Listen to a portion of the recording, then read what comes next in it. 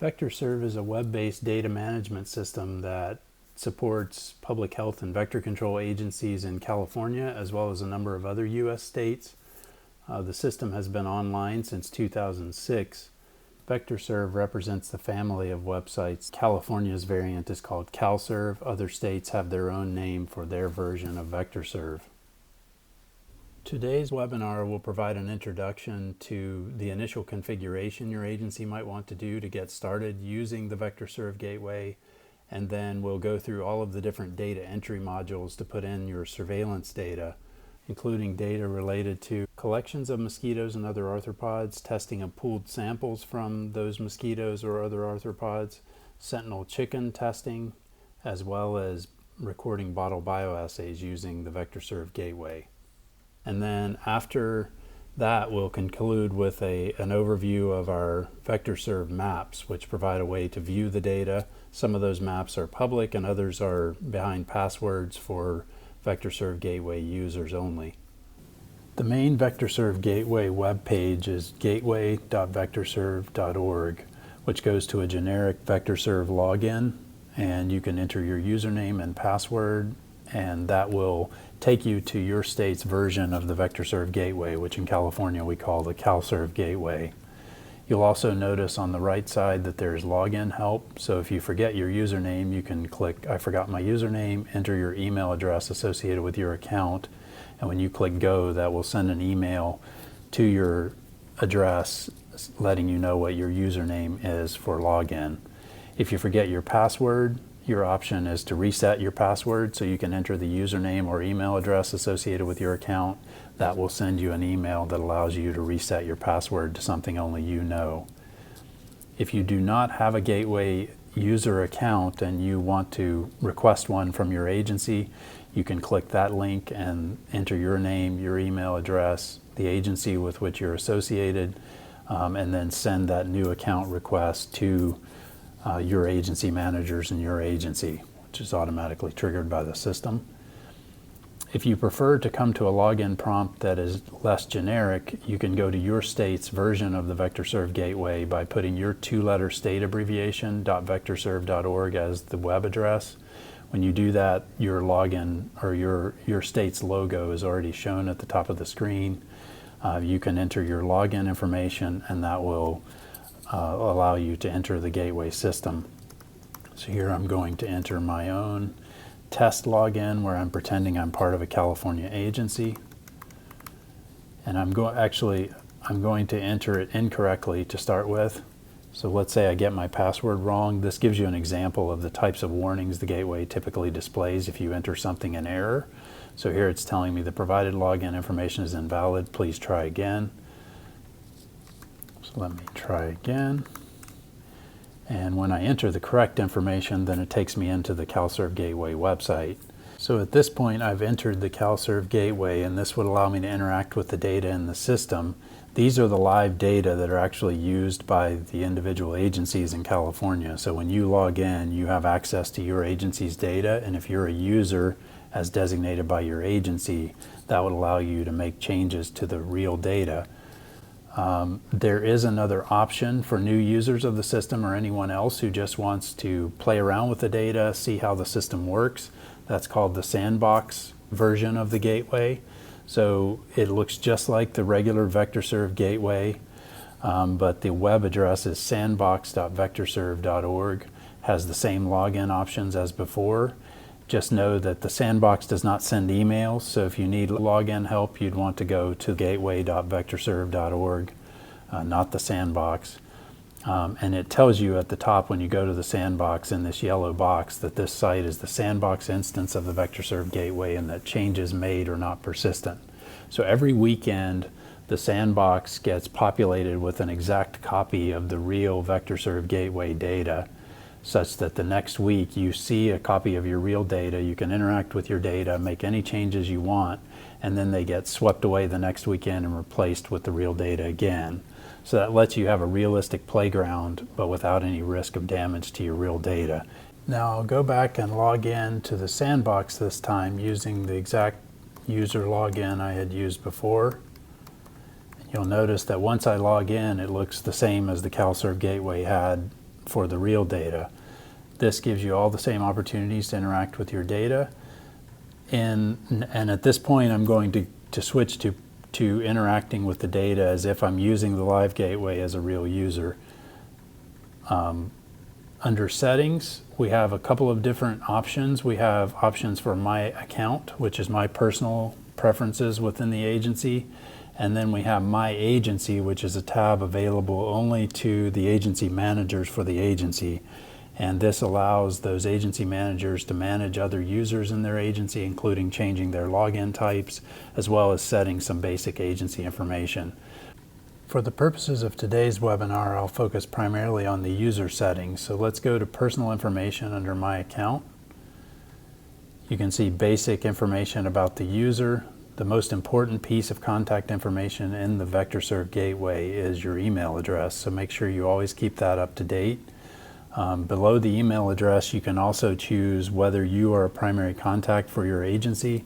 These are usually the individuals responsible for most of the data and who would need to be notified about any updates or changes to the CalServ or VectorSurv gateway system, as well as people who might want to be notified about broader data requests in our state for California.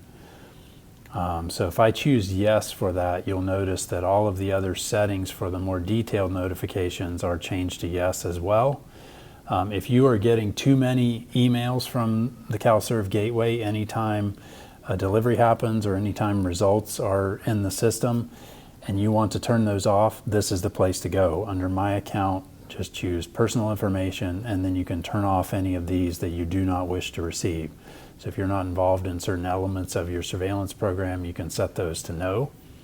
You'll notice we have delivery and result notifications for arthropods, which have to do with mosquitoes and other arthropods that might need to be tested.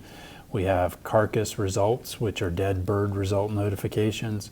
We have Sentinel delivery and result notifications for Sentinel chickens, and then tube delivery notifications, which is related to the knockdown resistance testing that our California Department of Public Health was doing in recent years.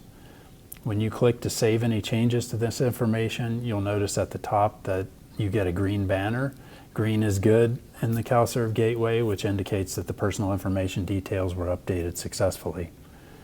Going back to my account, there are a number of other options such as security details, which let you enter your current password and change to a new password if you prefer. So now I'll go to account preferences where I can set a number of custom preferences for my user. The first is date format. So there are a number of choices here. Just make sure to choose the one that you prefer to use for entering data.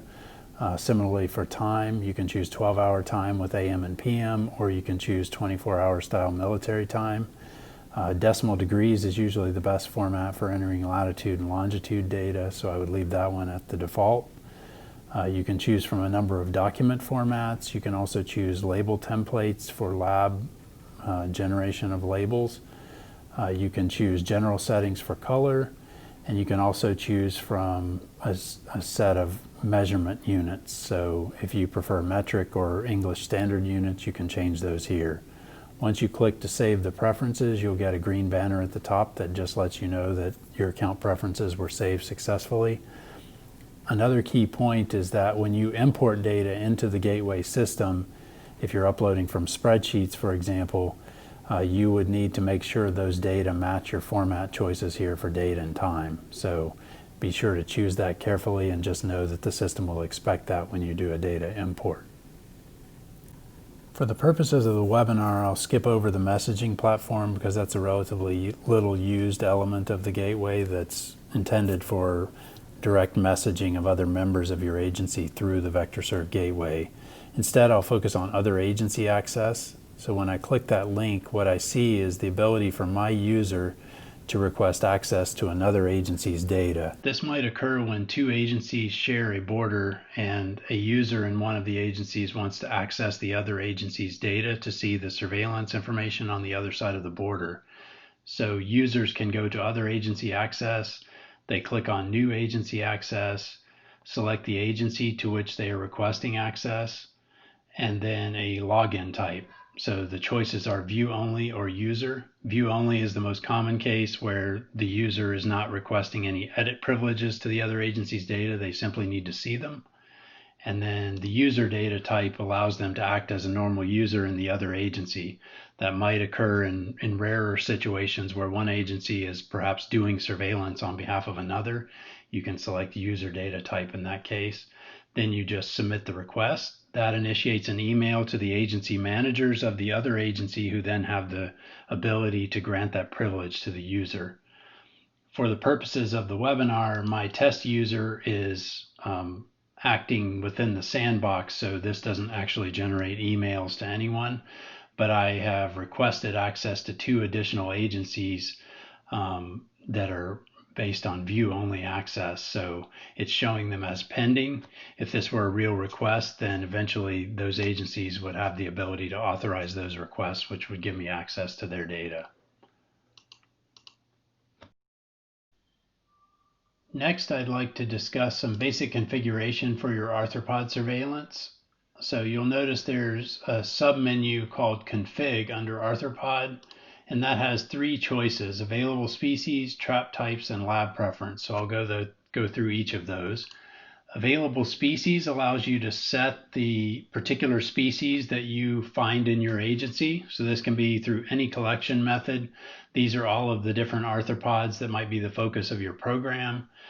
They include arachnids like ticks and mites. They include various insect species, clearly heavily focused on mosquitoes. You can expand any of the menus for each genus to reveal the various species, so you can check and uncheck boxes as appropriate for your agency.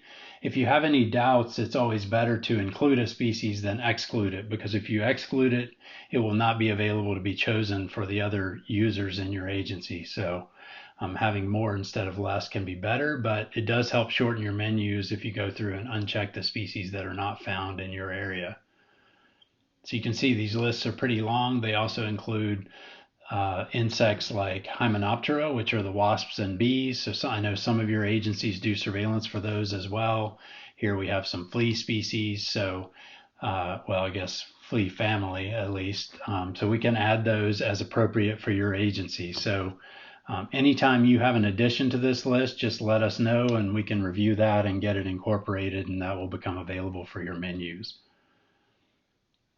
When you're done reviewing the menu, you can click Save Species. And again, just remember that affects other users in your agency when you do that as well. So I would only make changes if you're absolutely sure. For trap types, very similarly, we've included as many trap types as we could think of, as well as a few that you've thought of and helped us add over time. So this has been a growing list since we found Aedes aegypti and Aedes albopictus in our state, and those require some different trap types. So you'll see a pretty comprehensive list here. You can check those that are used in your agency so that those will be available in the lists for collections later.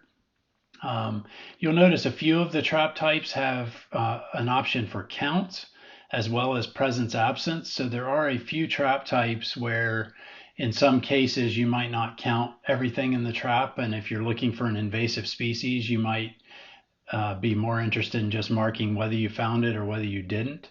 So in those cases, you can also add the presence absence variant of the trap. So it's the same trap type, but then in the latter case for presence absence, when you enter a collection and choose that trap type, it will turn into checkboxes so that you're not recording a count. You're just saying I found it or I didn't find it for different species. You'll see a few of those cases where for example, household inspections. If you go to a house, you may just want to record that you found Aedes aegypti or you found Aedes albopictus without enumerating exactly how many you found in that visit. So you can check those as appropriate for your area. Just like with the species, keep in mind that this affects the other users in your agency when you make changes to this. So again, include trap types as much as possible and avoid removing trap types that another user might want to use. And finally, the third choice under configuration is your lab preference. So this is primarily for mosquito pools. So this is the default choice for where your lab submits mosquito pools. So if they come to our lab here at UC Davis, you could check DART. If they are tested by your own staff in your own lab at your agency, you can choose in-house. And so then when you create your mosquito pools, this will default to the appropriate choice. Next, we will discuss several of the basic data entry modules. We'll start with sites, which are the places where you conduct surveillance operations within your agency. These are geolocated on a map, so that provides useful information later if you want to aggregate for a certain spatial area. So these are usually the first step in establishing your surveillance data, is to identify the places where you conduct surveillance. In several of the Gateway's modules, there are options to create a new data entry record and to manage the existing records. Sites work the same way, where there's an option to create a new site, or there's an option to manage existing sites. So I'll start by creating a new site.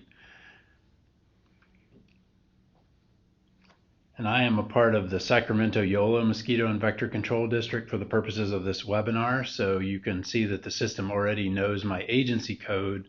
And the next piece of information it needs is a unique 6-digit code within my agency to identify that site. To help you determine what codes are available, you can look to the right panel where the system shows you used ranges of sites. So these are the numbers that are already in use within your agency. And then you can also see the available ranges, which is just a complement to that. So it's all of the 6-digit codes that are not yet used by your agency. From the available range, we can tell that trap number 279 is available as a site code. So I will create that site code. And then when I tap to the next field, you can see that it fills out the places to the left of the number I entered with zeros to make it a full 6-digit number as required by the system. The next piece of information to enter is a site name. This is not strictly required by the system, but it is a very important piece of information for local agency use, because this is the name you recognize and can search within the collection data entry later. So it's also a good place to integrate any local codes that you use within your agency. So if I use 3 letters and 3 numbers, I might enter those here, and then also put a more recognizable name for any particular site within my local agency. So if everyone knows ABC123 as Froggy's Billiard Room, you could put that in, get all that information in the site name so that that information is searchable later. Now, the next piece of information is to enter the coordinates. So this is the location of the site. If you have latitude and longitude coordinates, you can enter them here. If you use GPS units or phones in the field to record the locations of sites, this can be a useful way to put in the data. There's also other formats if you happen to use them, like degrees, minutes, and seconds, degrees and minutes, although I'd say both of those are a little less commonly used now. And then finally, perhaps the most useful way to enter a site location is using the map. So when you click on map, you see our embedded Google Maps interface. So you can see there's already over 2,000 sites registered in Sacramento-Yolo Mosquito Control District. And as I zoom in, those Google generated beacons tell you how many sites are in the neighborhood of that beacon. So that as I zoom in, it resolves more and more finely as I go. And so if I am putting a site in Midtown Sacramento, I can zoom into the map. I could click directly on the map if I know exactly where that site is. Let's say in this case, I just know the approximate address. So let's say I know that site is somewhere around 23rd and H streets in Sacramento. So I can just enter that using the Google Maps geocoder. If I click geocode, that's going to place a point right at 23rd and H. So I can zoom in, I can see where that is. And if I'd like, I can flip over to the satellite image. So that shows me a much clearer view that might be better for locating a trap site. You can see there's a lot of trees there, which make it a little hard to see. But let's say I know it's on this corner here along the tree line, maybe in a backyard. So I'll place the location there. If I'd like, I can get the address for that location, and then I'll paste that in below as a point of reference later. So I feel like for sites, it's always useful to have both the coordinates as well as an address, and that way anyone who comes along later has questions about whether that set of coordinates is in the right place could reconcile those two and make sure they agree. So I copied and pasted that out of the Google address. I'm going to paste it here. If you know that yourself without using Google, that's even better. So that's a better secondary reference later. I know this is in the city of Sacramento, California. It already knows I'm in the country United States, state California. It is in Sacramento County, so I'll pick that. And then postal code, let's see, I need to get that above, so 95816. And I'll put that there. So now we have a complete address. Oops, sorry, my autocomplete. So 95816. And then the surroundings don't matter much, honestly. They change over time. They're whatever the user thought it was at that moment. We normally don't worry much about those, but if your agency wants to record it, you're welcome to do so. If you're in a state where we have census information, and we do have that for California, we can classify based on population density into urban, suburban, and rural categories. So we can click classify and it will classify based on that location. It takes the census data, figures out the population density, and says that that's an urban site. I can click on save site and that commits the site to our system. And if all goes well, you'll get the green banner at the top saying the new site has been created successfully with the code 000279. If there was an error, you would get a red banner telling you what the error was and you would need to go down and fix that error. Now I'll go over to manage sites, which is similar, but it provides a way to get a view of all of your sites that are already registered in the system. You can also make changes to those sites here. So you can see by default, they're sorted by the codes. If you need to sort by another field, you can click on any of the headings, and that's true throughout the gateway. When you click on any of the particular headings, it will sort by those headings. So here it's sorting by the blank fields. You can click again to sort the other way. So names starts with blanks and then all the others below that. If you sort the other way, it starts with Z and sorts the opposite direction. Taking city as another example. So you can click on any of those and sort however you like. I'll sort again by code. Let's go to site number 1, for example. It knows all of this information about the site, but we can click on edit if we need to make a change to that site.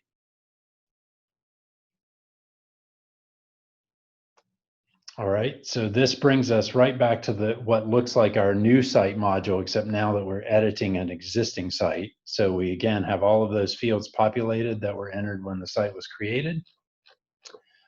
We can go over to the map and see where that site is located. So again, the other sites that are registered around it are also shown. This site number 1 seems to be near a Starbucks there.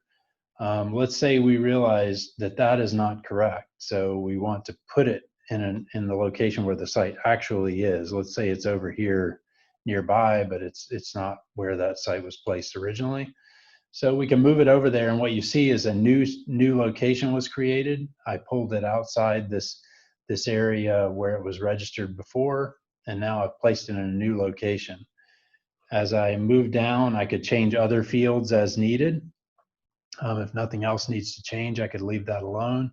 You can click classify again if you want to get another classification that's still in an urban area based on the census data. And then importantly, you need to consider whether to check this box or not.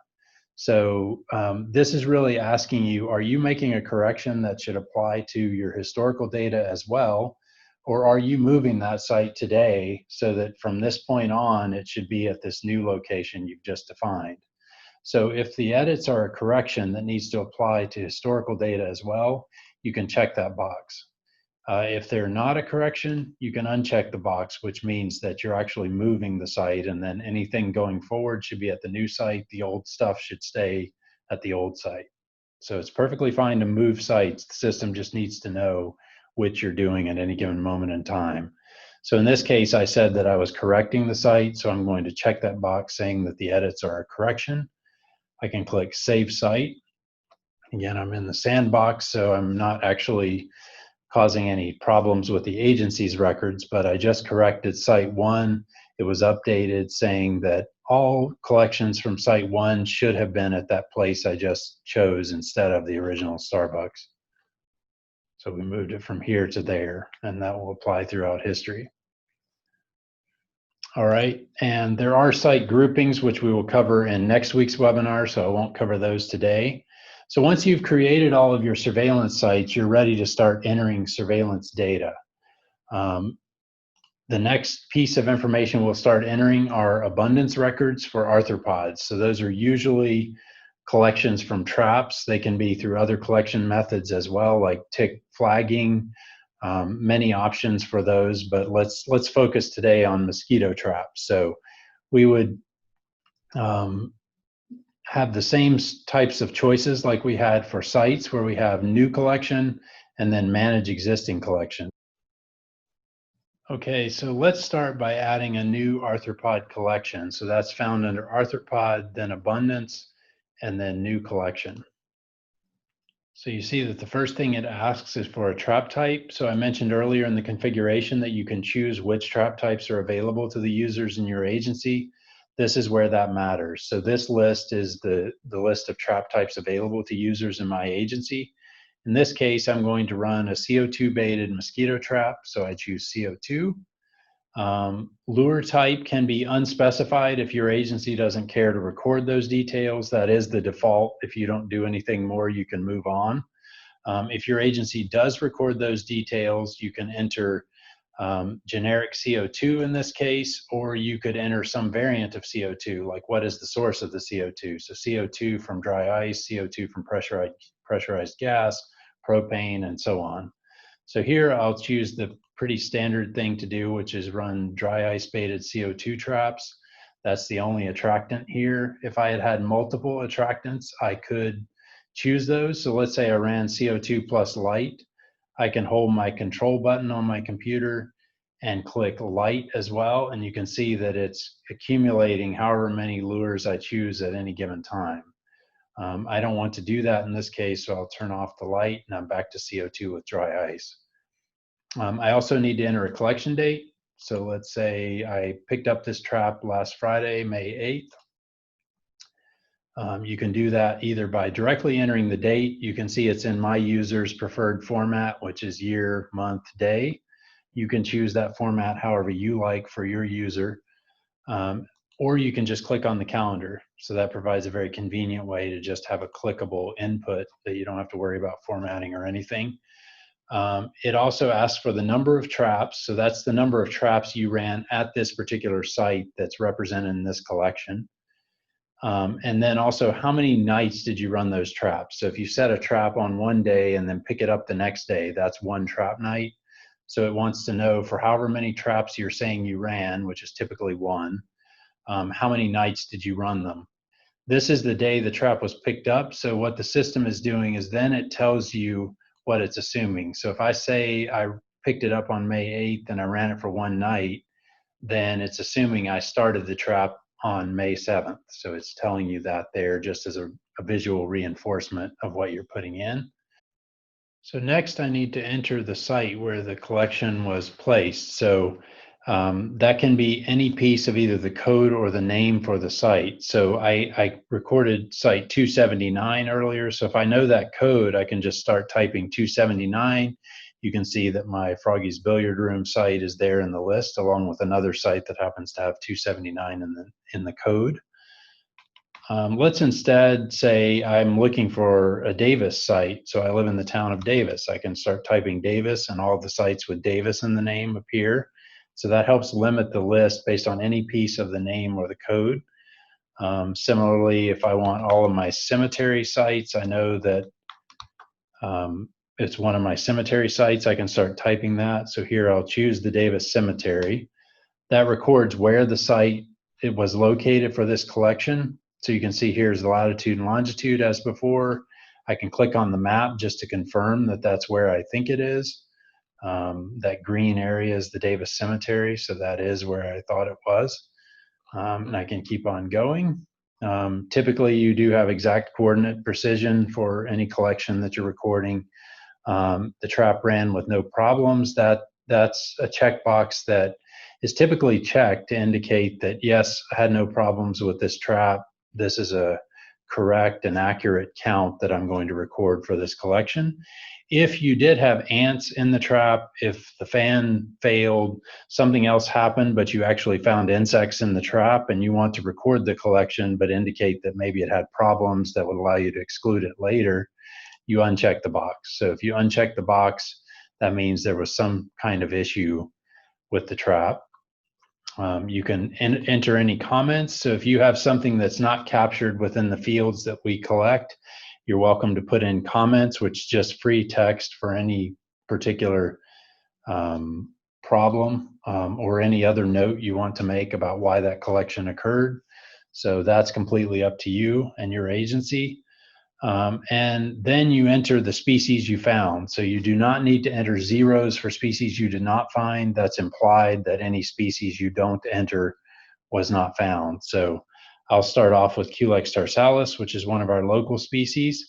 You might say, wow, it's really difficult to scroll all the way down, but this works just like the cite field where you can type any part of the species name. So if I start typing Culex, that shows me all of my Culex species. Even easier, I can start typing tarsalis, and then TARS only occurs in the species tarsalis, so I can keep tabbing across. Now I'll go over here and say, let's say I found 12 males and 234 females. If you enter females mixed, that just means mixed gonotrophic stages, so you're not separating out by unfed, blood-fed, and gravid. If your agency prefers to separate them, you wouldn't enter it there. You could enter, say, 212 unfeds, 22 blood-feds, which I guess would be a high number. Let's say 2 and 20. So you have 234 total females, just like we had when I first entered it, but now I parse them out into unfeds, blood-feds, and gravids. If you didn't identify it as sex, which is unusual, you could also put any that were of unknown sex on the right. Eggs, larvae, and pupae wouldn't typically be found in this trap type. Let's say I also found some Culex pipiens. I'll enter those, say 3 of those and 23 mixed females. Now, if we want to add pools associated with this collection, we can do that by expanding the pools menu below. And so as before with sites, we can see what our available pool numbers are. So I can see that the next available pool number for this agency for the year 2020 is pool number 170. So here I'll start with pool number 170, and then I will enter tarsalis first. Females mixed, because I'm not going to separate them by gonotrophic state, maybe for testing. So in this case, I'll put 50 in the first pool, which is the max number per pool allowed by our state. We have auto numbering so that pool number 171 is next. I'll keep going with tarsalis, females 50, 172. Still got more tarsalis, so up to 150 tarsalis, 173. Again, another 50, so that's 200. And now I want to put in tarsalis, again, females mixed, but now I only have 34 more, so I've got 234 total tarsalis. And then I have pipiens. I will, again, do females mixed, and then I'll put all 23 in that pool. And let's say I kept going and I got excited and I inadvertently put in a pool of erythrothorax. At that point, you might be wondering, well, how do I delete something if I inadvertently add it? You can click the selector to the left. That's true up here or anywhere when you're entering these rows. I click on that. I can either copy that row, insert a new row, or delete that row. But I do want to delete that row. So here I removed that row, and so now I'm back to just having the pipiens record. I can click Save Collection. And if all goes well, I should see a confirmation. Must be provided in row 7. Okay, so I need to delete that row as well. and then click Save Collection. And if everything goes well, I should get the green banner at the top that says the collection and any new pools has been successfully saved. The collection ID is 1043. You can see a confirmation on the right of the screen that indicates the last collection stored. You can also go back into history for prior collections, which can be useful if you're working with a spreadsheet or some kind of worksheet that you brought in from the lab and you're typing in the collection data. Sometimes you want to make sure you didn't miss a collection when entering the data. So you can keep doing that for as many collections and associated pools as you want to record. As with other elements of the surveillance data in the gateway, you can also manage your existing collections. So when I click on Manage Collections, I will see whatever the agency has for a given week. So I'm going to flip back to last week. So this shows me a list of all of the collections from week 19, from May 3rd through May 9th of 2020. Those are by Epi Week, which runs from Sunday through Saturday of each week. And then you can see the list of collections there, along with a short summary of how many males and how many females were found in the collection. You can sort them by any of the headers, as well as edit the individual collections if there's a need to make a correction. You'll also notice in the right sidebar that you can get quick summaries also for whatever date period you've chosen. So for week 19 of 2020, you get an overview of how many CO2 trap collections were run, how many gravitrap collections, how many locker trap collections, and how many New Jersey light trap collections for this agency. You can also get summaries by species. So those are total numbers of mosquitoes collected by species for the same week. And then you can also get summaries of how many collections found each species. So here clearly there's 34 Aedes melanimum from 12 collections. So that can be useful information to get a quick overview. At any point in the year, you can also go up to the top and then select no particular week, click Change Disease Week or Year. That will load all of the collections for the entire year. And once that loads, then you get the same kind of summary. So you'll get a summary for all of 2020 to date. Here's the total number of collections by trap type. Here you can see flannel, which is for tick dragging. So that one's also done by this agency. You can also see summaries again by species for the whole year, and then by collection. So how many collections have found those species this year. So just gives you basic information and then the ability to go in and edit and manage your existing collections. So far I've described one way of entering mosquito pools, which is to associate a batch of mosquito pools with each collection. That may or may not be convenient for your agency, because we realize that many agencies might enter all of their pools at once rather than entering them in groups associated with collections. So there's a separate gateway module for that. In that module, you have the option for new pools to enter a new set of pools, as well as the ability to manage existing pools. So I'll start with editing or adding new pools. Here again, we see available pool numbers. So I've already created some pools during this session. So number 176 is my next available pool number. So let's enter pool number 176. Let's put it at site 279, which is my Froggy's Billiard Room site from before.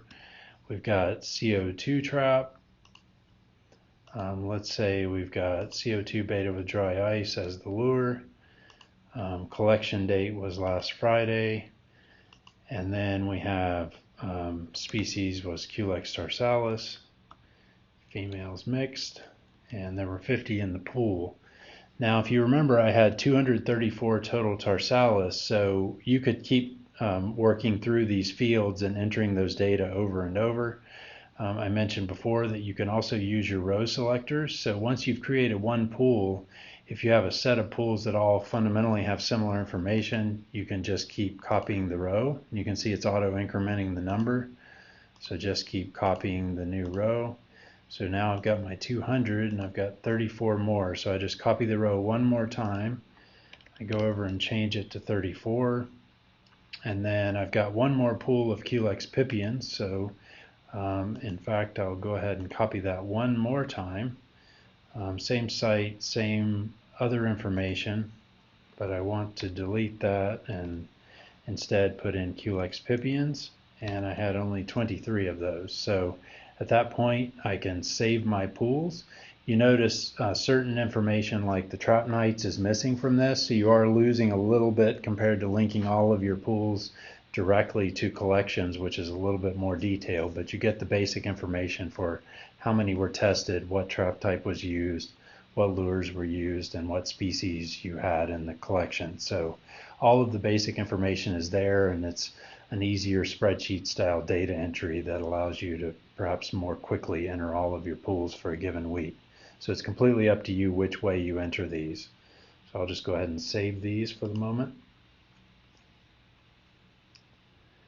And again, if everything goes well, you get a note saying the pools have been successfully saved. Now let's go back to the pool choices, and we can go to manage our pools. And when you go there, you can see that there's the entire listing of pools as before. If you needed to make any changes, as with the other manage modules, you could do that here by choosing to edit that pool.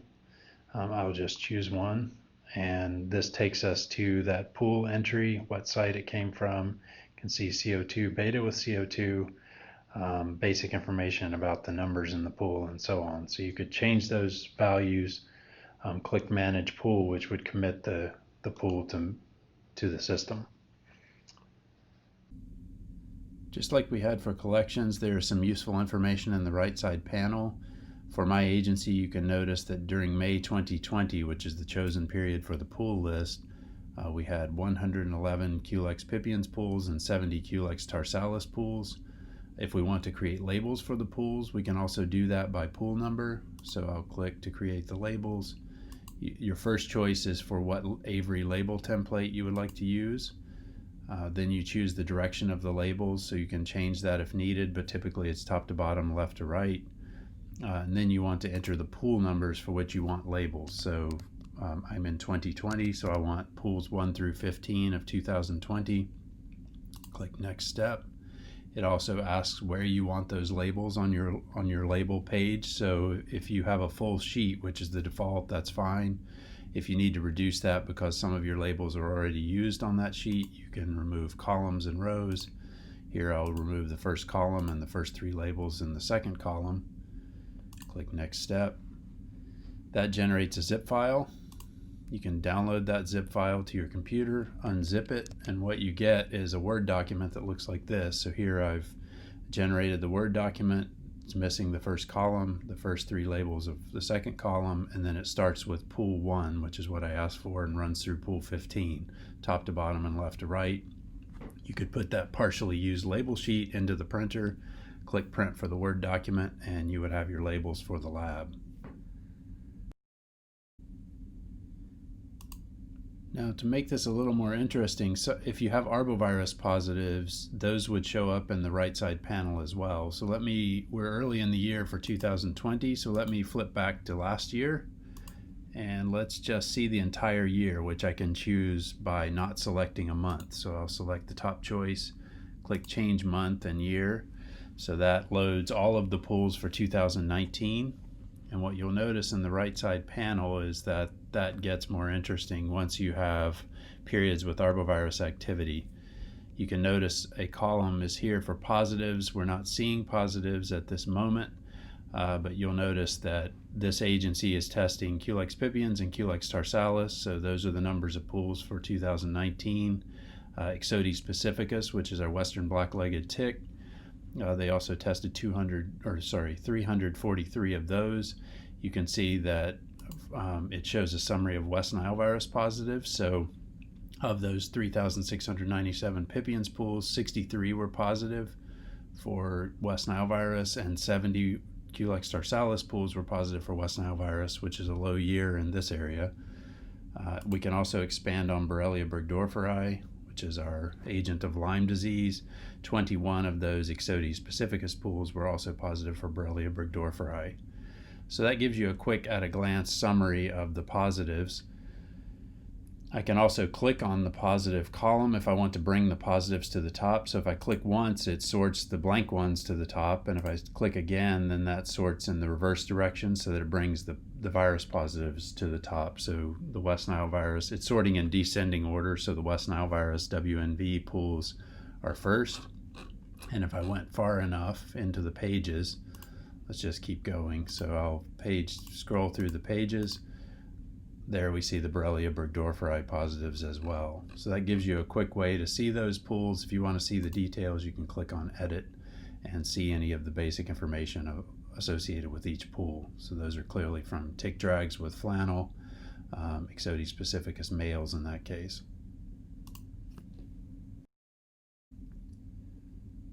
Once you've entered all the pool data, the next process is to create batches of pools for sending to the lab for testing. So whether that's your own agency's in-house lab or a central lab like our DART lab here in California, you still usually want to create batches of the pools to make it easier to receive those specimens in the lab and to test them. It also allows you to create essentially a packing list that shows everything that should be in that batch of pools for testing, which makes it easier to handle the data and the specimens on the lab side. So to do that, we go down below the pool modules to the testing, and then we're going to choose a new submission, which is the batch for the lab. So I'll click on new submission. What we see is a group of 6 pools that are awaiting testing. This only shows the pools that haven't been batched previously and already submitted to the lab. So if you have samples accumulated over a relatively long period of time, you can choose a longer time period. By default, it chooses the pools collected within the last 30 days. So we see the group of 6 pools sitting here waiting for testing. If I'm testing in-house, I can choose whether to include those in this batch that I'm submitting now. If you want to include all, you can click the tab at the top, which then selects all of the buttons all the way down. So it just assumes you want to include all. If you don't do that, you can click individual pools, or if you want to click all and then turn off specific ones that aren't to be included, you can do that as well. I'm going to submit 3 of the pools for in-house testing just to show you how that works, and then I'll submit 3 to our DART lab to show you how it works for centralized testing, which is relatively similar.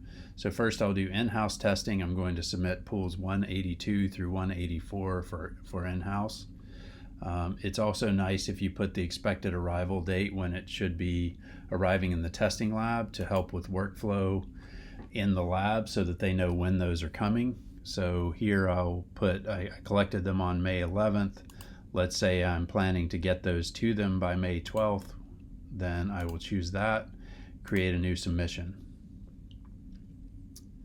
And as usual in the gateway, you get a green banner at the top. It tells you the pool submission ID, which is clickable to see the details, and then you can click here if you want to print the submission. When I click here, that gives me that paginated, nice printout that serves as your packing list. So you could print that now, put that in the package with the pools that you're transferring to the lab. So that way they know exactly what they're receiving, what should be in the box, and then also the form ID associated with that, which lets them mark them received or to add test results to those samples.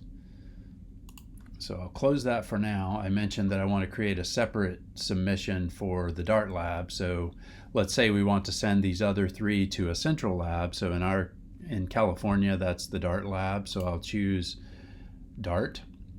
And you notice that instead of saying include, it indicates the test that DART offers. So it has 2 triplex assays. The first one is for West Nile virus, Western Equine Encephalitis virus, and St. Louis Encephalitis, which you can find out by mousing over. These are abbreviated just for space. And then we have chikungunya, dengue, and Zika viruses, which is the other triplex that our lab offers. Because the standard thing to ask for is this West Nile, Western, and St. Louis assay, then you can click the Select All button to choose all pools, which would be the normal thing to choose. If you want to turn them off as before, you could do that. So for this purpose, I'll go ahead and create a new submission to the DART lab as well.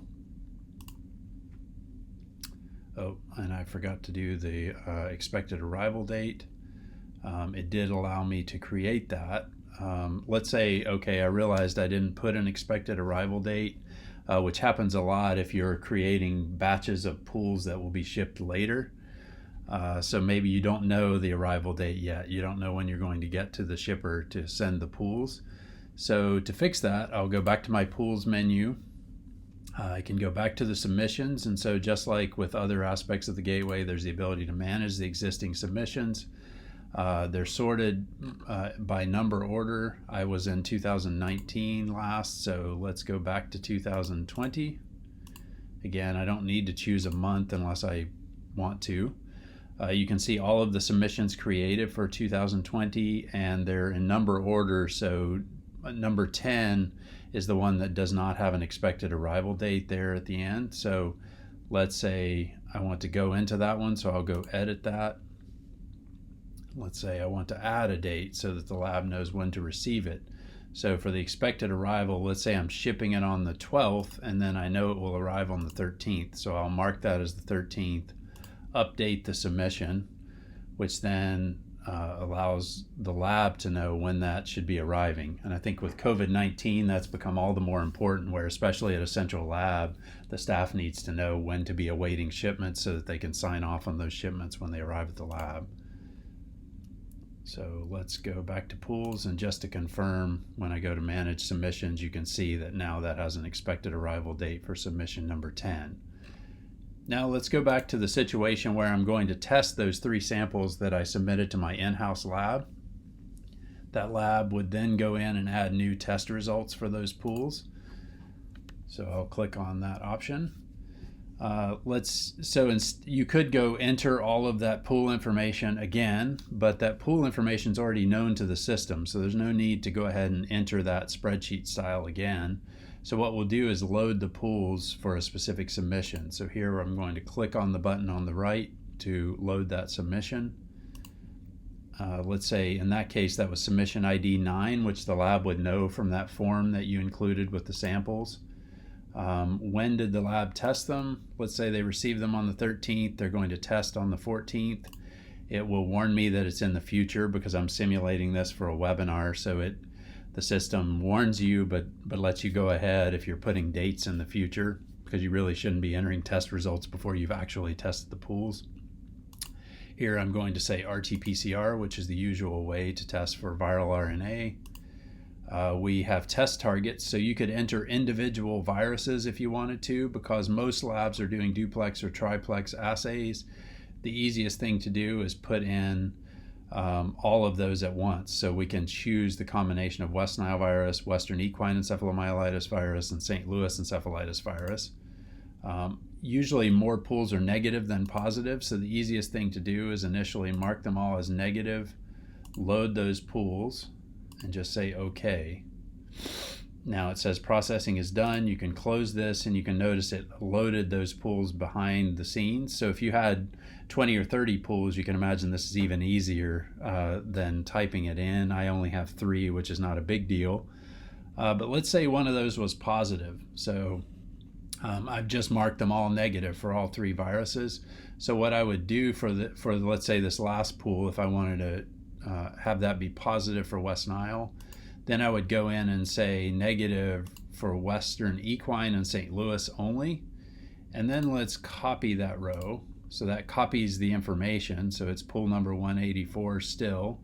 But I want to change and have a positive West Nile result. So I would indicate positive for West Nile virus. So I have it the same pool, 2 rows, all the same information, except that the viruses are negative for the first 2, and then West Nile virus is positive. I will click on Save Test Results. It's warning me that that's in the future. That's fine. I'm doing this for the purposes of the webinar. When you do this, it should not be in the future that you're entering test results. And then it confirms that the test results have been successfully added. Let's confirm that by going back to the pools. Let's manage our test results. It's loading all of the results for 2020.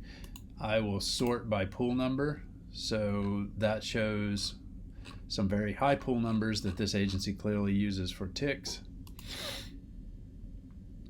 Let's keep going here. All right, now we get into the mosquito pools, and you can see the pool that I generated, pool 184, for Culex Star Salas, is now marked as positive for West Nile virus. So anytime you have positives in your pool list, they'll light up with this red color to let you know where the positives occur. When you get those emails from the central lab or even your own lab when you have new results, you will also know how to find them when you go in, because you can go search by date, and then you'll quickly see that some of those pools are positive. You can view that information if you want to very quickly by clicking on View. All right, so that goes to pool 184, shows me what was in the pool. This shows me all the test results. So it was negative for those two viruses, positive for West Nile virus. Also, when I look at managed test results, in addition to by pool number, I can scroll down below and I also see them by submission number. So that also tells me which submissions have had positive pools. So here are some submissions from earlier in the year that also had pools that were positive for some pathogen. Here I'll click on View. These are Borrelia burgdorferi positives, ticks from early in the season in February.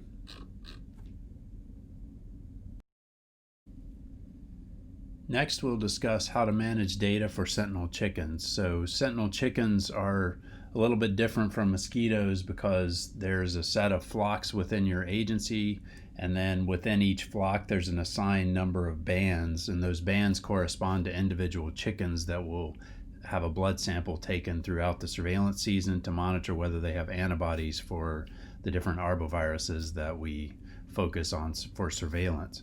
So let's start with the flocks and bands module. So under Sentinel, the first thing you need to do each surveillance season is create your flocks for that season. So I'll go in and create a new flock. And what you see is for this year, which is 2020, I need to just define the site where my flock will be located. This is from my entire range of existing registered surveillance sites. So I will just choose Whaleback Park. Let's assign bands to that flock. So let's say this is a flock of 6 chickens. So I'll choose 6 band numbers. Let's say I inadvertently choose 7. Let's assign that to the list on the right. And I realized, oops, I added 1 too many, so I can move those back and forth between the lists. So let's remove that band. Now I've got the 6 desired bands. I can make a comment, a note on that flock if I needed to. Let's say I go to my available bands list and I don't have the right bands available. I can go in to add bands and also add another number range if needed. In California, these bands are registered with the California Department of Public Health, so typically they know what range of bands your agency has. So you, as long as those bands you're adding are within that range that's allocated to your agency, you can add them here. I'll click to add that new flock.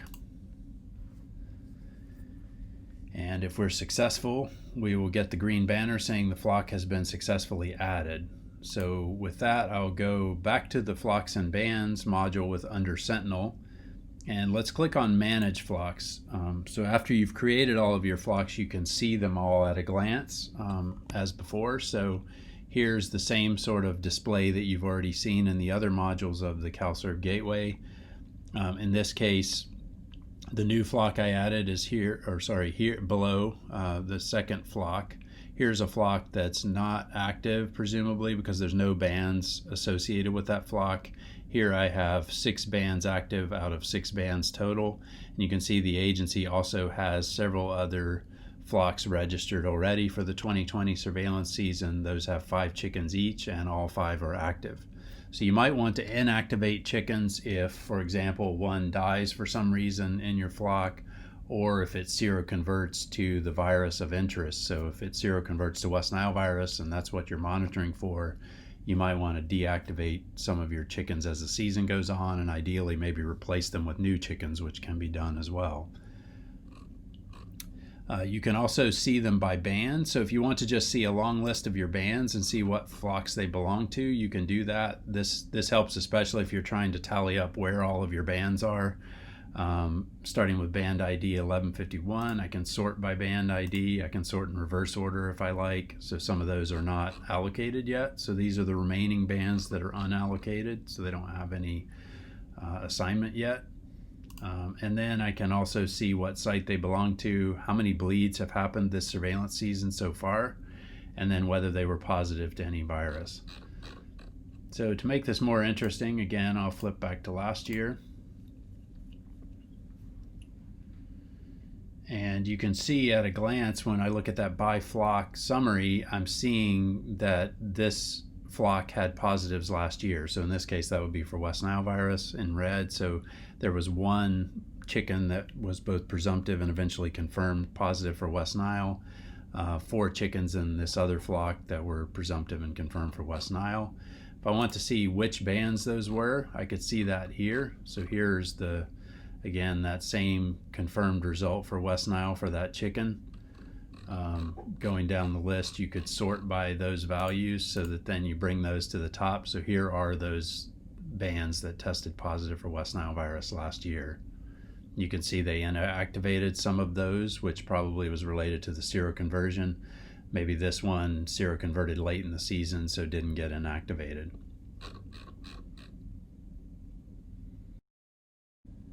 So now that I've set up my flocks and bands for my 2020 flocks, the next step would be to create collections associated with those flocks.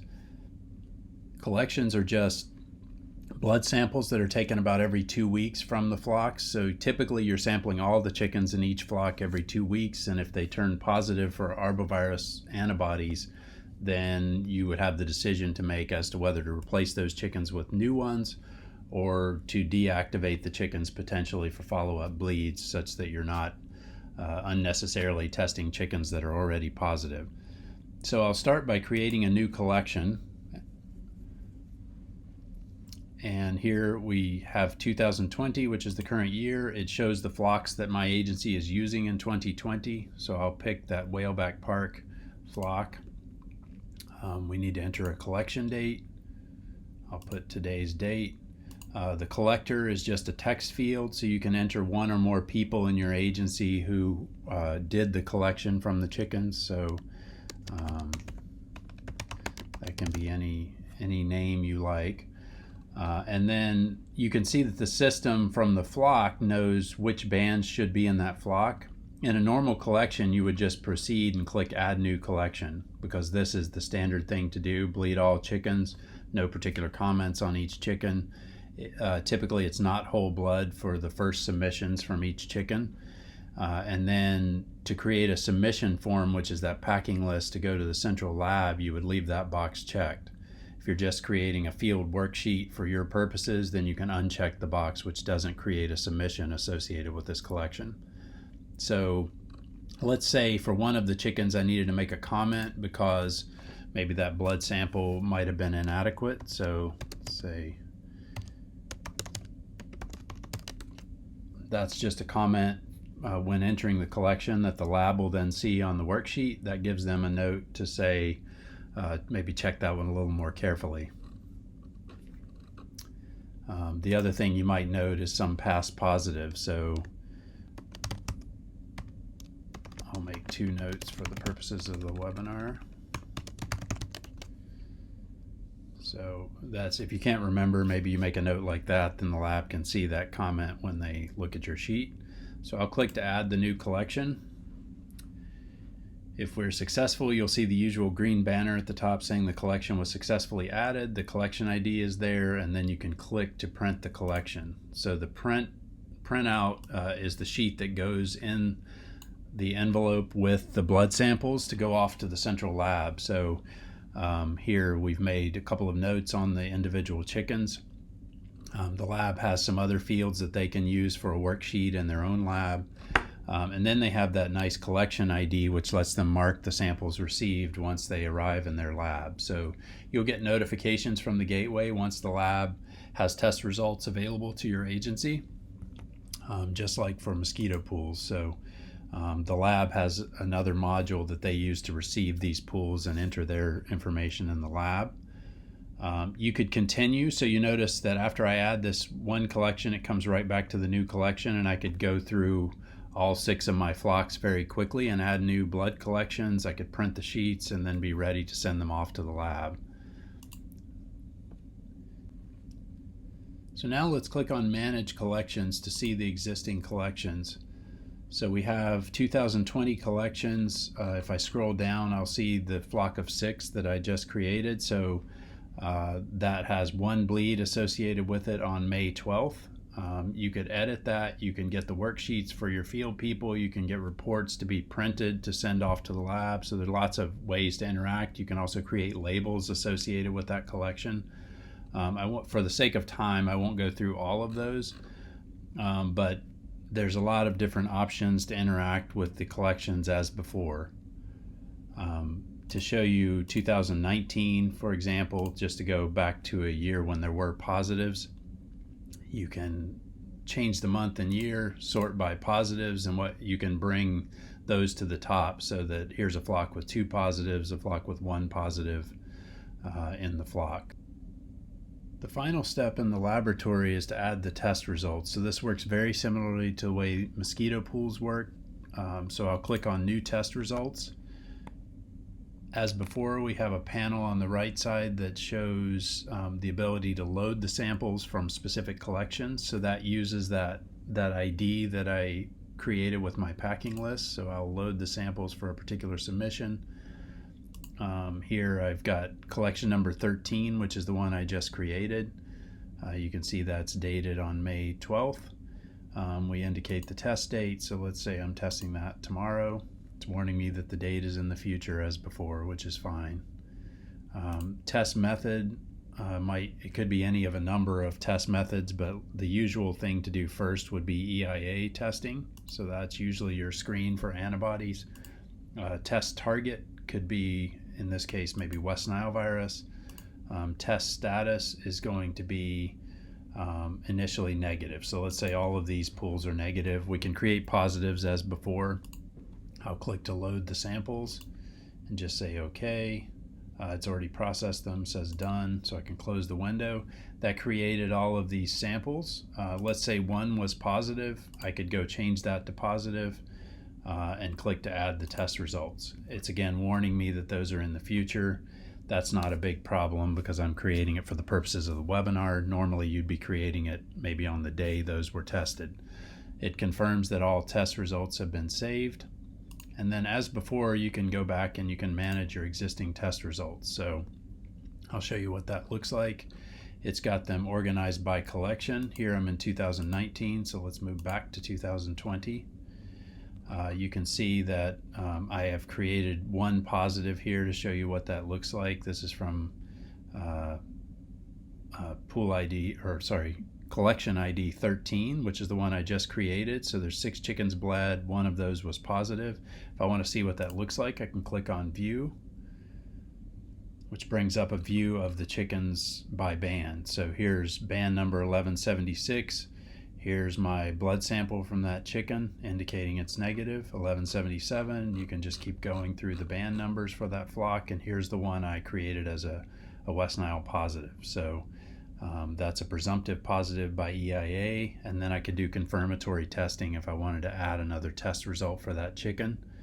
That would be for PRNT or other methods, Western blots, that would be more diagnostic and specific to West Nile virus. Just to go back 1 step, so back to managing collections, managing test results. We have the summary by collection. If you scroll down, you can also see other summaries by dates of collection. So if I have multiple bleed dates as the season goes on, then I can quickly at a glance see how many collections I did, how many total chickens I bled, and how many of those were positive just by scrolling through the list. And then by flock as well. So it just gives you different ways to summarize the same data. Here are all of my different flock IDs. I've got 1 flock positive so far this season. Most of the chicken samples in California are sent to the CDPH lab in Richmond, so the addition of test results is really specific to the few local agencies who test their own chicken samples for antibodies. If they go off to CDPH, you're done when you create that packing list. You put it in the envelope with your blood samples and send it to Richmond, and then you'll get a notification in the VectorSurv gateway by email once those test results are back in the system, and you can go in and view them. So the last section I'd like to cover for data entry during today's webinar is the resistance module, and particularly the bottle bioassay module. So under resistance, you have a number of options. For today's webinar, I'm really going to focus on bottle bioassays, which are our most common way to test adult mosquitoes for resistance. So I'll go in and create a new bottle bioassay. If you don't know bottle bioassays, they involve putting mosquitoes in a bottle with a technical grade product usually, although it can be a formulated pesticide product as well. And then you wait a certain amount of time to see how fast those mosquitoes die. And if the mosquitoes don't die or they take a long time to die, that can be indicative of resistance to pesticides in your populations. So I'll start by creating a new bottle bioassay. I need to give that assay a name. So what I might do is give it something that says what species I'm testing. Let's say I'm testing from the town of Winters in rice fields near that town. And then when I did it. So that's going to be something that tells me about that assay that I did on a certain day. Let's say I ran these data last week, so I'll put in May 5th. I will put in the technical grade product that I'm testing today, or last week in this case. If I had a synergist in the bottle, I could indicate that. There's also some other details like diagnostic dose and lot numbers. If you had mortality in your control bottle, which is not common but can occur, then indicate that there. And so that's the bottle where the mosquitoes aren't exposed to pesticides. So if you had death in those mosquitoes, that could indicate problems with your assay, but sometimes low-level mortality does occur anyway. So you can record that there, which will let you adjust for that later if needed. You also want to indicate who tested the mosquitoes, so give the names of the people who were involved in this testing. You could write a comment for anything else you want to describe in long form about this test. And then also set up your defaults for your test bottles. So if I'm typically going to put 25 mosquitoes per bottle, and I'm going to monitor every 15 minutes, and then I'm going to do that 12 times, which is 12 15-minute spans, which works out to 3 hours of total assay time. Those are the typical defaults. You can change those as needed for your agency.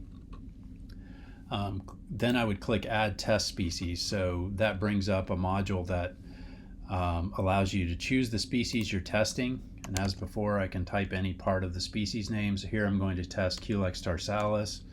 I'm going to do that from the field. So if I indicate the field, then you'll notice a map pops up. And so it's asking me, well, where are those from? So I mentioned this would be from Winters rice. F0 would be the population that's straight from the field. So you didn't rear them in the lab. You didn't let them produce offspring in the lab and then test the offspring. These are mosquitoes that are straight from the field. If you did rear them one generation in the lab, let's say you collected eggs of a certain species or larvae, and you come in and rear those to adults, let them lay eggs, and then rear those up and test them, then you would have to indicate a higher generation number here. Going to the map, I need to indicate where they came from. So I'm going to go out to Winters, California, which gets me close to the area where I want to be.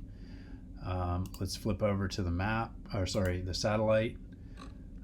So let's say that this is a rice field near Winters, maybe here. And I could go place that wherever relevant for my particular collection. And then I would scroll down and add replicates. So this first replicate is my first bottle. Based on my defaults chosen above, it knows I have 25 in the bottle. I can add additional bottles by clicking Add Replicate. So here I'll add 4 bottles. And with field collections, you often have variability in the numbers, so you can't have the perfect 25 per bottle in some of your collections. So even though I set that as the default, I can go through and edit those numbers to start with based on what I actually got for my bottles. So here I'll set those appropriately. And so let's say that's actually what I started with. You can also have issues where by the time you get your assay ready to go and you declare a 0 start time, even then maybe 1 or 2 of them have died. So if you've lost 2 in this bottle, I could indicate a 2 here. And when I type that 2, it knows that I had 21 alive based on that number at the top. It's usually easier to count the deads initially, so you look in the bottle and it's much harder to count the larger number of alive mosquitoes. So you can go through and for the first bottle, when 2 are dead here and maybe you have 4 more dead here, you can see that it's deducting that from the total number that you started with. So 23 minus 2 is 21, 23 minus 4 is 19, and it would keep going that way, where maybe if then 6 died and 10 died and then all of the rest died at some future time point. So by the time I have 23 dead, then it knows that there's 0 alive. I can just then switch to entering the easier number. So at any point you can enter the alives and deads in any order you want. You can see that what I entered is in green and then what it calculated is in white. I could do that for all of the different bottles. And then if I had a different place that I sampled, so here's one site. Let's say I could go through and add additional field sites if I wanted to. I would also probably test a susceptible colony on the same day at the same time as a known susceptible group of mosquitoes that should die quickly. So to do that, I would also indicate my susceptible colony. When I choose colony, you'll notice the map doesn't show up. Instead, it's asking me for the colony name. So you need to indicate a very specific name that lets you know which colony you used. So here I'm going to say that it's the KNWR colony of Culex Star Salas, which is one we keep here at UC Davis. That one is susceptible to insecticides. So I am going to specify that one, and I could do the same process of creating bottles for the colony, entering the data the same way I just showed you. If I needed to add additional time points, I also have a button for that. So if I monitored beyond 180 minutes for some reason, I could add an additional time point. You can see it just keeps going with that 15-minute interval. If I need to remove one, I can just click on the delete button to delete that. It asks, are you really sure? Okay. Now when I'm done, I just click Add Bottle Bioassay, which I won't do because I didn't complete all of these data. Now I'd like to give a brief overview of the VectorSurv Maps website.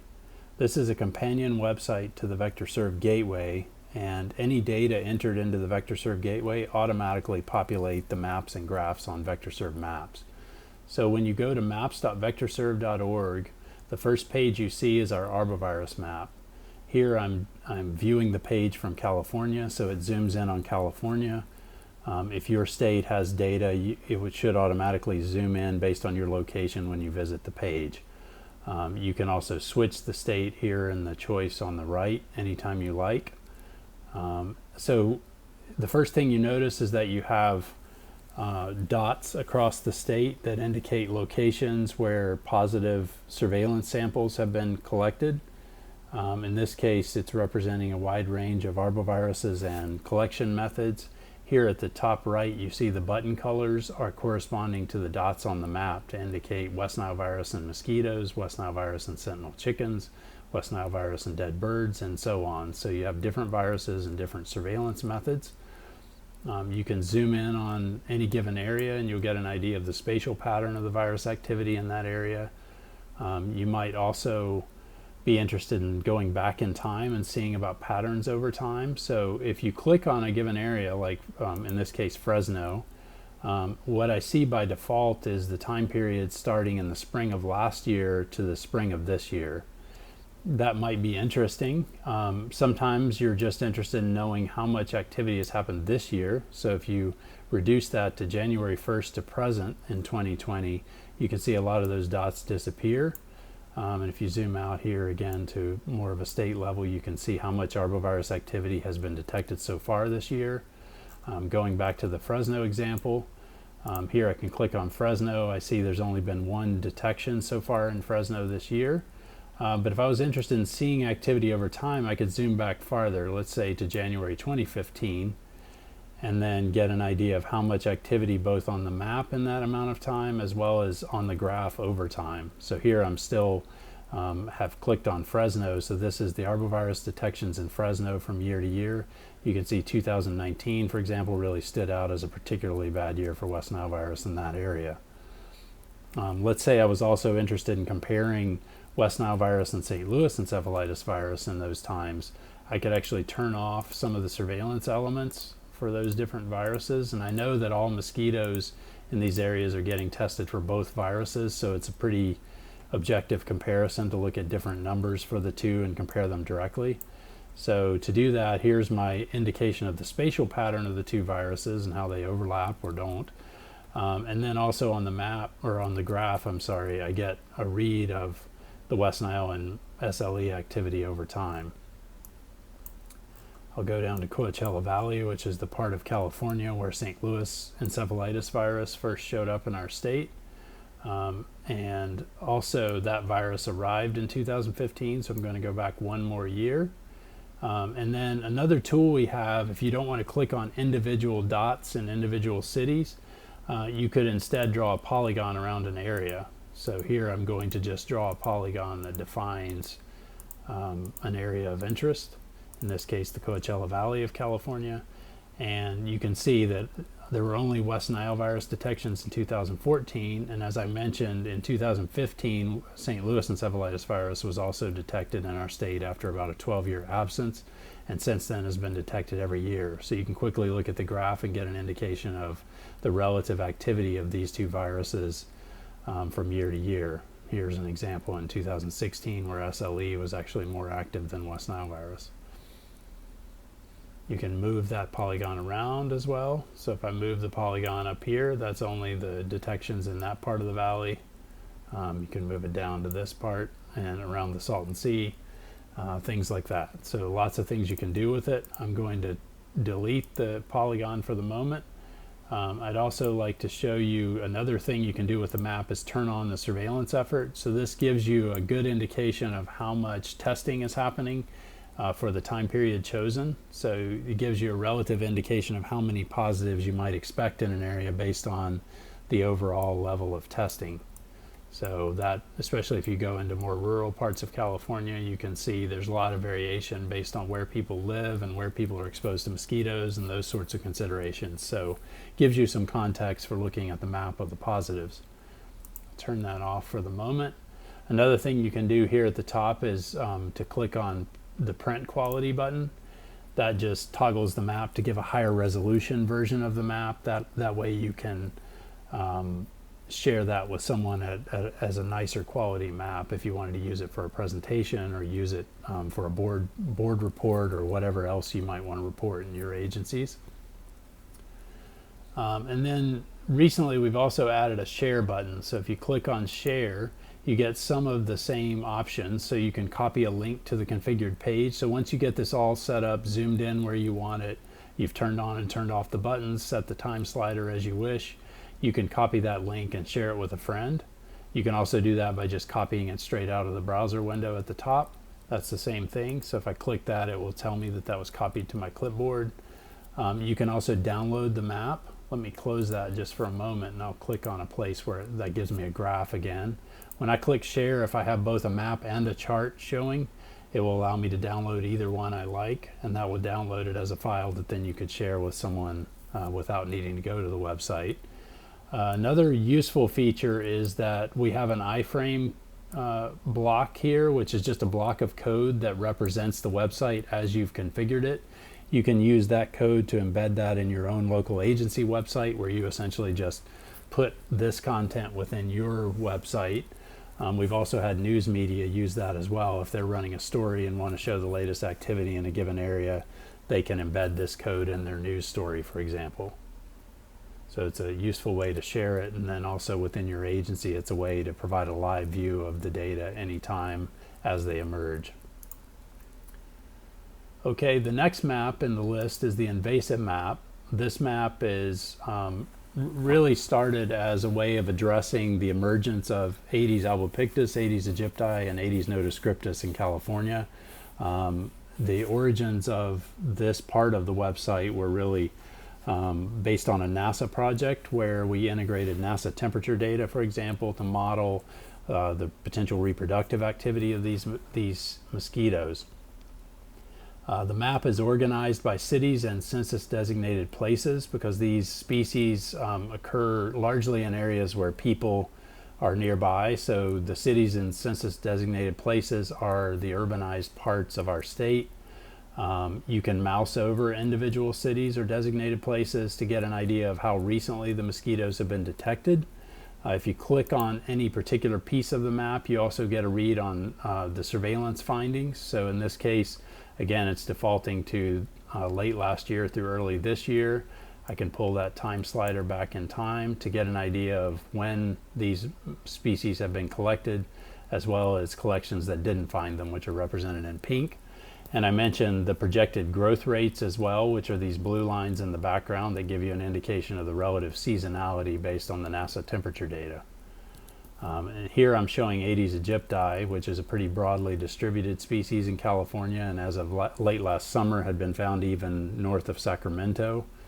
The areas in green on the map represent areas that are doing Aedes specific surveillance, like BG Sentinel traps or OVA traps, that really usually wouldn't be used for Culex and West Nile surveillance as much as they are for Aedes. So that's some indicator that the agency is actively doing Aedes surveillance. You can also change the time slider all the way back to 2011 if you like, which is when these species first appeared in our state. In 2011 we had Aedes albopictus, and then in 2013 we had Aedes aegypti, and then Aedes nodoscriptus in 2014. So at any point you can slide back in time and see the relative surveillance effort represented in green, and you can see the surveillance has been expanding a lot as the detections have increased for these species. And then if I slide it up to more present day times, then you see that map filling in with the greens and the reds. Red is for Aedes aegypti. If I click on Aedes albopictus, you'll see a very similar map except with a more limited distribution that's consistent with where Aedes albopictus has been found. If you mouse over and see no albopictus detections, that means they're doing surveillance but it hasn't been found. And then here I can slide over some of these other cities and it tells you when it was last found. So here's one last found 3 days ago in that city. Nodoscriptus, I'll just show you that for reference. That's a more limited distribution species, but it is found in that LA to San Diego corridor of Southern California. It's an Australian species that so far hasn't gotten outside that coastal corridor of Southern California. And then we also, on this map, we provide a link to local agency websites. So we try to keep that always up to date, because certainly we don't want any of this information on our websites to detract from your own messaging and your own information in your local agency. So if you need to update that anytime, let us know by sending an email at help@vectorsurv.org. And in this case, for example, I'll click through to San Gabriel Valley Mosquito Control District, and this takes me to their information. So that can be very useful. It should also serve as a conduit for people to reach your information through our maps. Just want to briefly mention the Dengue and Zika risk website. This is a temperature-based map of the relative risk of these viruses. So I'll go back to 2019 to make it more interesting. We're still, oops, went too far. So you can see as I'm moving through these time periods, this gives you a temperature-based estimate of the risk for these viruses. And if you click on an individual place, that gives you the time trend over time. So this is for Palm Desert. This is in late June of 2019. So clearly very warm out there in the desert. If local transmission of dengue or Zika were detected, the models, at least for reproductive rates, would indicate that there'd be a pretty high risk of onward transmission at that moment in time. All the assumptions that go into the model are shown here. So here's what the temperature range was for the minimum and maximum temperature for that period. And then also you get an estimate of mosquitoes per person, days between bites, which is an estimate of the mosquito biting rate, the survival of the mosquitoes, and then the incubation period estimated for the virus based on lab studies. This mosquitoes per person estimate is definitely a relative indicator. So certainly we don't know exactly how many mosquitoes, in this case Aedes aegypti, per person there are. but we estimate that in a relative way where we constrain it to no more than 5 mosquitoes per person. And that's based on the seasonal curve for Aedes aegypti based on the surveillance data in that area. So we have different fits for the deserts, for the coastal corridor of Southern California, and then also for the Central Valley of California. So you get estimates for all of those places, and then as you can see, as you move back and forth in time, you can see those maps and the graphs changing. So just a relative indicator of how high this place and this time is when you're interested in a particular place. So here I'll click on Bakersfield, same sort of thing. We can move that forward in time, and the maps change corresponding to where that dot is on the graph. All right, and then finally we have our abundance maps and our resistance maps. So as you notice, when I click on the abundance tab, both of those we're calling beta versions right now. The abundance is getting to be a little more mature version where we'll probably remove the beta tag sometime soon. But you'll notice that's limited only to gateway users. So you have to use your gateway login to access this page, so it's not public at this point. So let's click on that. It takes me over to the gateway, says please log in. I'll do that. And now that I've done that, I can come back here and it says refresh the page. We'll make that a little smoother soon where you'll have the login directly on the maps page. But once you've logged into the gateway, you see it gives me access to this map. It shows you different mosquito species, so you can look at the collection numbers in terms of mosquitoes per trap night for whatever species you're interested in. There are a few combinations for species complexes or other species that are commonly combined, like for example New Jersey uses Culex pipiens, Rustuans, and Salinarius as a mix, and so they don't always separate those in some agencies. So if I want to see that, let's just for example go over to New Jersey. We can see that, and so for the counties that have reported that already this year, you can see this is last week's data. They're just starting surveillance for the year, so that's one reason some of these counties are gray. But then you can mouse over those and get an idea of how many mosquitoes per trap night they're finding. You also notice that it shows you a pie chart, and by default that's for the whole state. So I went over to New Jersey, so it's showing me the mosquito species found so far. And again, surveillance, it's very early in the year for New Jersey, where they start around this time of year in early June. So you can see that the Rustuans, Salinarius, pipiens combination has represented over half of the collection so far. And then there are other species, and it's in descending order by how common they are. And then eventually you get to an all others category that represents the minority species. So I'll flip back over to California. And these are by agency boundary too, by the way. So it is important that if we don't have your agency boundaries in the system, we need those to do the spatial queries necessary to populate this map. I flip back to California. You can see what species have been found in California so far. Here's Culex Star Salas. So you can click on this pie chart and the map changes as well. So I'll click on Star Salas. That changed the map to Culex Star Salas. We also are saying Culex Star Salas in all areas. If you want to stratify that based on US Census data or your trap designations into rural, suburban, and urban areas to provide a more objective way to compare, you can do that. Here I'll just pick suburban.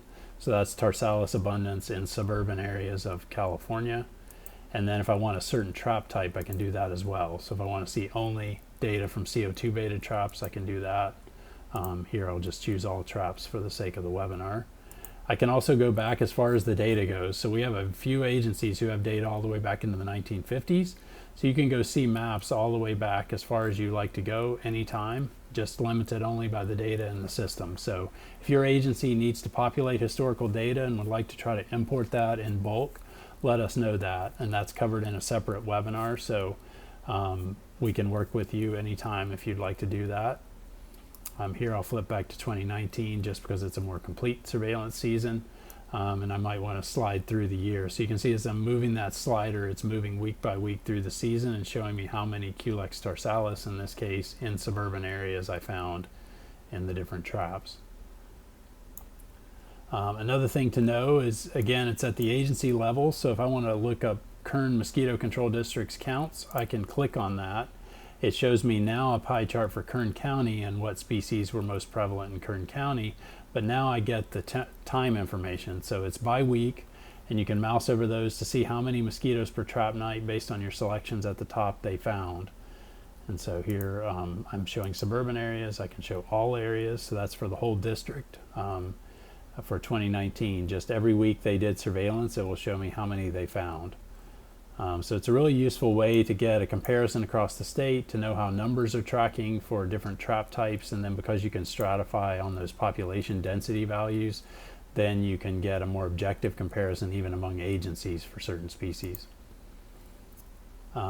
Just last thing to know is that the color ramp is based on the percentiles of the data. So it tries to resolve both the low and the high end of the range, and it's based on the entire year, where if you move into the later parts of the season, it should go green, or kind of in this lower end of the range, because that's relative to the entire year. So at any given moment, that scale represents the values over the whole year, so that then it should get lower in the early part of the year and lower in the later part of the year, and then higher in the middle in most places. That's just to keep that consistent when you're looking at a particular year. You'll notice if I switch to 2020, those values just changed, and we're still early in the year, so the highest number in 2020 so far is lower than the highest number last year, and so on. So just know that the scale varies a little bit between years, and here I can get an idea of how abundance is tracking for this year so far. And finally, last map is the resistance map. And that one shows you, for California anyway, it shows both the pesticide usage reported to our California Department of Pesticide Regulation, as well as bottle bioassay data. So there are a number of controls. You'll notice those look very familiar from our arbovirus map, except they correspond to data on bottle bioassays. So you can change the time sliders to limit how many bottle bioassays you want to see on the map. Those are represented by the dots. This map is limited really only by the data. So this is a new part of our website, and those data are growing as we go. So you can see the places in the state that have really started to put in the data. We can also turn on and turn off different species or different technical grade products that have been tested in those bottle bioassays. You can also color the dots based on knockdown at a certain time. So by default it's 30 minutes, which is consistent with the usual CDC recommendation for many products. If you wanted to see what the knockdown times at 2 hours are, you can change that. The dot colors change accordingly.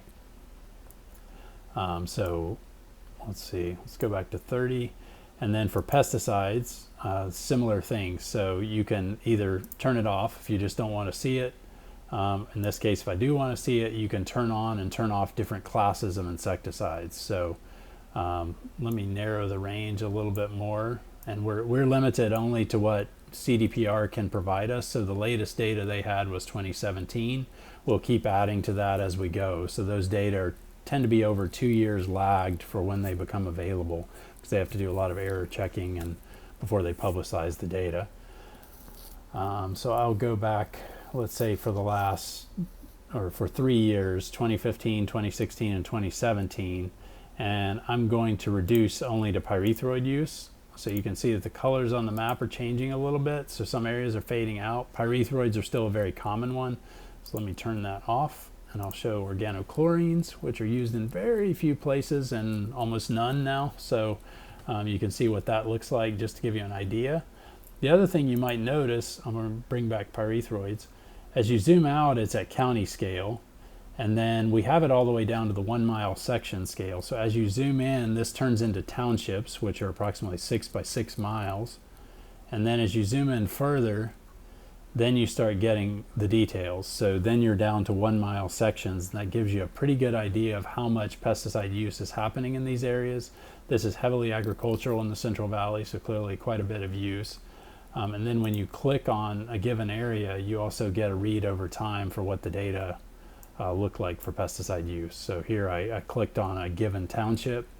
I'm going to expand the time range just so you can see the trends, and that gives you ideas of how much pyrethroid and organochlorine in this case are getting used. I'll just reduce it to only pyrethroids, which is the bulk of it.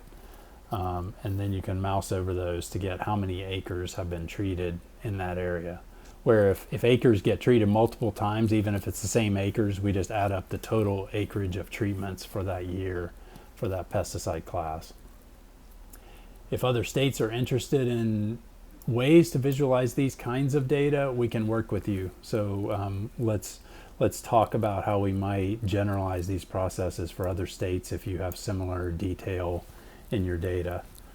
Also, I wanted to point out for the bottle bioassays, you can click on individual locations. So here is a particular location that's been tested for different pesticides. I can add those to another graph. So now I have a graph of bottle bioassays.